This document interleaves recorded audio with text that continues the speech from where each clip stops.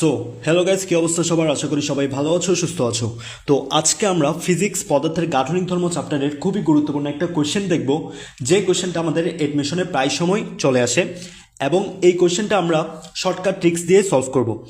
তো তার আগে আমরা কোয়েশ্চেনটা বোঝার চেষ্টা করি। আমাদের এখানে কোয়েশ্চেনে বলা হচ্ছে কোনো তারের উপাদানের ইয়ংয়ের গুণাঙ্ক 2 × 10⁻11 nm/2, তারটার দৈর্ঘ্য 15% বৃদ্ধি করতে প্রযুক্ত পীড়ন কত?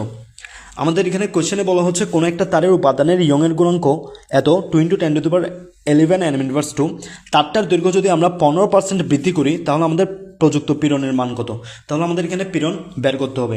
তো শর্টকাট ট্রিক্সটা হচ্ছে আমাদের পীড়ন = y(x%). এখানে y হচ্ছে আমাদের কোয়েশ্চেনে যে কী দেওয়া আছে, ইয়ংয়ের গুণাঙ্ক দেওয়া আছে, সেটাই হচ্ছে আমাদের ওয়াই।